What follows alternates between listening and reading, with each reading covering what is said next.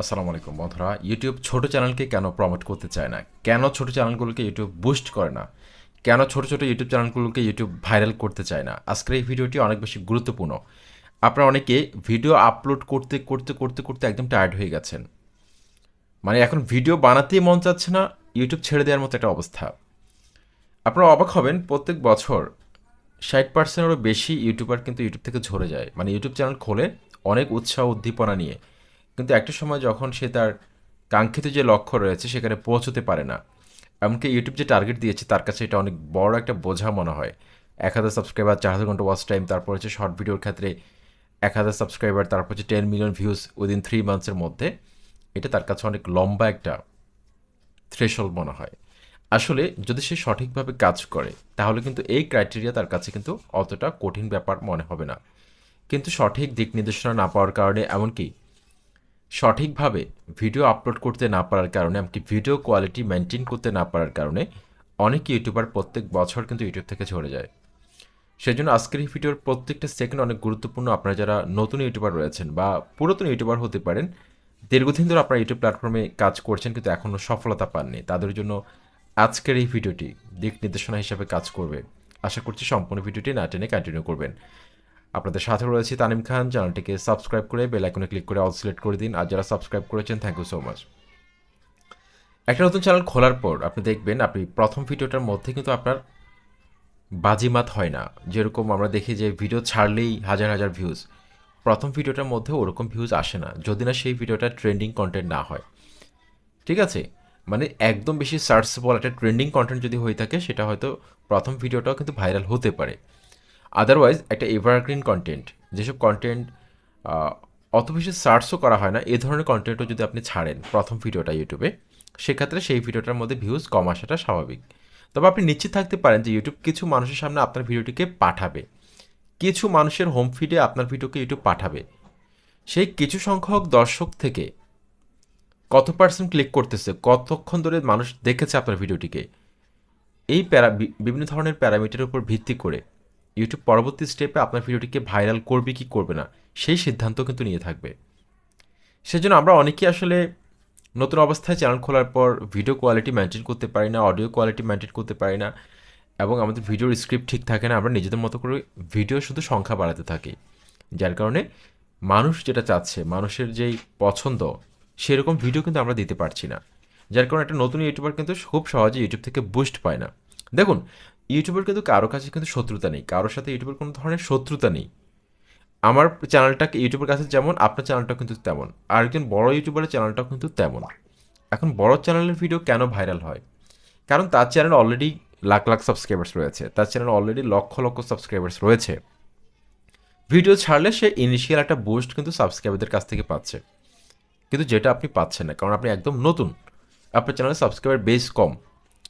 YouTube প্রথমত সাবস্ক্রাইবারদের কাছে notification পাঠায়, সাবস্ক্রাইবার যদি ভালো একটা ফিডব্যাক দিয়ে থাকে তাহলে ইমপ্রেশন আরও বাড়িয়ে দেয়। আর একটা চ্যানেল যখন 1 লাখ 2 লাখ বা মিলিয়ন সাবস্ক্রাইবার হয়ে যায়, তখন সেই চ্যানেলের জন্য কিছু ইমপ্রেশন প্রত্যেক ভিডিওর জন্য ফিক্সড হয়ে যায়। এটা ইউটিউবে ভালো জানে, একদম ফিক্সড করে দিবে যে এই চ্যানেলের মধ্যে 50,000 ইমপ্রেশন হবে নাকি 1 লাখ ইমপ্রেশন হবে ভিডিও ছাড়লে। এটা একটা সময় ফিক্সড হয়ে যায়, যেটা নতুন চ্যানেলের ক্ষেত্রে হয় না।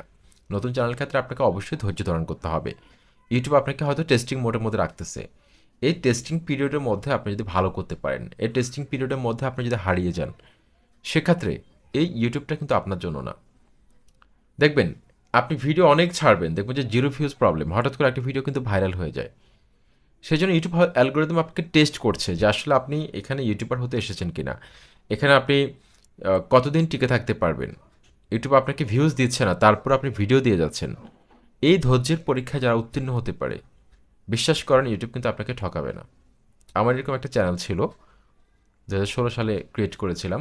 সেই চ্যানেলটা প্রথম 1.5 বছরে আমি কিন্তু 100 ভিউজ পাইনি, মানে সফলতার একদম মুখ দেখিনি আমি। আমি ইউটিউব ছেড়ে দিয়েছিলাম, ওয়াইটি স্টুডিও যে অ্যাপসটা ছিল সেটাকে আমি ডিলিট করে দিয়েছিলাম। বিশ্বাস করেন এতটাই খারাপ লাগতো যখন ভিডিও বানানোর পর, যদিও আমার ভিডিও কোয়ালিটি অতটা ভালো ছিল না, কিন্তু তখন আমি এটা বুঝতাম না যে আসলে আমার থাম্বনেলগুলো ভালো হচ্ছে না, আমার ভিডিও কোয়ালিটি ভালো হচ্ছে না, এটা কিন্তু আমি বুঝতে পারতাম না। মানে ছাড়তাম ভিডিও, তখন অতটা প্রফেশনালভাবে ভিডিও বানানো, এডিট করা, তারপর থাম্বনেল মেক করা প্রফেশনালভাবে, এগুলো বুঝতাম না। কারণ আমাকে গাইড করার মতো কেউ ছিল না, এবং ইউটিউবে ওরকম ভিডিও ছিল না। এখন আপনাদেরকে আমি যেভাবে মোটিভেট করতেছি, আপনাদেরকে উৎসাহ দিচ্ছি, যেভাবে সঠিক একটা গাইডলাইন দিচ্ছি, এরকম আমার মতো অনেক ইউটিউবার আপনাদেরকে প্রতিনিয়ত উপদেশ দিয়ে যাচ্ছে, কিন্তু আপনারা হয়তো অনেকে এটাকে নেগেটিভভাবে নিচ্ছেন, অনেকে ব্যাড কমেন্ট করেন, কিন্তু বিশ্বাস করেন এগুলো কিন্তু অনেক দামি কথা। আমি 8.5 বছর ধরে ইউটিউব ক্যারিয়ারে যে ভুলগুলো করেছিলাম সেগুলো আপনাদেরকে আমি 5-6 মিনিট, 8 মিনিট, 10 মিনিটের মধ্যে আমি বলে দিচ্ছি, কিন্তু আপনারা এই যে 8-10 মিনিটই পেয়ে যাচ্ছেন। কিন্তু আমাকে অনেক চ্যানেল হারাতে হয়েছিল, আমার অনেক চ্যানেলকে বিসর্জন দিয়ে আজকের অবস্থানে। যদিও আমি কোনো বড় চ্যানেল নেই, আমার বড় ইউটিউবারও না, কিন্তু ছোট হিসাবে আপনাদের মনের যে অবস্থাটা, এটা কিছুটা হলেও কিন্তু আমি ফিল করতে পারি যে আপনাদের এই যে ভিউজ নেই, সাবস্ক্রাইবার নেই, at the end of the day আপনাদের কেমন লাগে, এই বিষয়টা কিন্তু আমি ফিল করতে পারি। কারণ ওই অবস্থায় একটা সময় আমি ছিলাম, 100টা ভিউজ আসতো না, কষ্ট করে ভিডিও বানাতাম, আমি কিন্তু আউটডোরও শ্যুট করতাম। তো কী পরিমাণ কষ্ট লাগে আপনি চিন্তা করেন, এই বিষয়টা কিন্তু আমি বুঝি। তো এখন মোটামুটি আমার 1000 ভিউজ হলেও কিন্তু আসে, এটা কিন্তু আমার কাছে অনেক বড় একটা প্রাপ্তি। আপনারা হয়তো অনেকেই হাসি ঠাট্টা করেন যে 1000 ভিউজ, তোর নিজেরই ভিউজ নেই, তুই আমাদের কী শেখাবি, এরকম অনেক গালিগালাজ, ব্যাড কমেন্টের সম্মুখীন হতে হয় একজন ইউটিউবারকে। আমরা যারা ফেস ক্যাম ভিডিও তৈরি করি তাদেরকে বেশি এই ধরনের ব্যাড কমেন্টের সম্মুখীন হতে হয়। প্রত্যেক চ্যানেলে হেটার্স থাকে, তবে যারা ফেস ক্যামে ভিডিও তৈরি করে তাদেরকে এই ধরনের কমেন্টের বেশি সম্মুখীন হতে হয়। আর যারা ফেস ফেসটাকে দেখায় না তাদের তেমন একটা সমস্যা হয় না। আর আমরা যারা এরকম tips and tricks related video তৈরি করি আমাদেরকে বেশি হেটার্স তৈরি হয় বেশি আমাদের। তো দেখুন, কিন্তু এই ভালো উপদেশগুলো গ্রহণ করার ক্ষমতা সবার কিন্তু আল্লাহ দেয় নাই, ঠিক আছে? যাদেরকে আল্লাহ এই ক্ষমতাটা দিয়েছে, কোনটা ভালো কোনটা খারাপ, তারা কিন্তু এই দামি কথাগুলোকে তারা গ্রহণ করবে, এতে কোনো সন্দেহ নেই। কিন্তু যারা বোকা তারা কিন্তু সবসময় কিন্তু গালিগালাজি করবে। সেজন্য এই ইউটিউব প্ল্যাটফর্মে সঠিক পরামর্শ এখন অনেকেই দিচ্ছে, কিন্তু আমি যখন ইউটিউব শুরু করে দিয়েছিলাম 2016 সালে, তখন এই ধরনের মেন্টর ছিল না। থাম্বনেল বানাবো, এই বানাবো, সেই বানাবো, তখন ইউটিউব ঘাঁটলেই ফানি ভিডিও দেখতাম, প্র্যাঙ্ক ভিডিও ছিল অনেক বেশি, তারপর হচ্ছে এমএস ওয়ার্ড, এক্সেল, এই ধরনের ভিডিও বেশি ছিল। কিন্তু এই যে ইউটিউব টিপস অ্যান্ড ট্রিক্স নিয়ে এরকম ডিটেল ভিডিও তৈরি করা, এ ধরনের চ্যানেল সংখ্যা খুব কম ছিল। থাকলেও এভাবে আমাদের মতো এত খোলাখুলিভাবে দর্শকদেরকে উজাড় করে দিত না, এত সহজভাবে বোঝাতো না কেউ। সেজন্য আমি আপনাদেরকে বলতে চাই, আপনারা যারা ধৈর্যহীন হয়ে যাচ্ছেন, ইউটিউব প্ল্যাটফর্ম ছেড়ে দিবেন ভাবছেন, বা ইউটিউবে কাজ করবেন না, এরকম একটা সিদ্ধান্ত আপনি একদম ফিক্সড করে ফেলেছেন, আমি আপনাকে বলবো হয়তো আপনি নিজেও জানেন না আপনি সফলতার একদম 60 থেকে 70% আপনি পৌঁছে গেছেন। আর সামান্য একটু কষ্ট করতে পারলেই, সামান্য একটু কষ্ট করতে পারলে কিন্তু আপনি সোনায় সোহাগা। আপনি কল্পনা করতে পারবেন না আপনি কি পেয়েছেন। তখন আপনার কাছে মনে হবে যে একটা সঠিক সিদ্ধান্ত নিয়েছি। তানিম ভাই যে আমাদেরকে একটা কথা বলেছিল ইউটিউব ছেড়ে না দেওয়ার জন্য, আজকে ওনার কথাটাকে কাজে লাগিয়ে আমরা সঠিক একটা সিদ্ধান্ত নিয়েছি।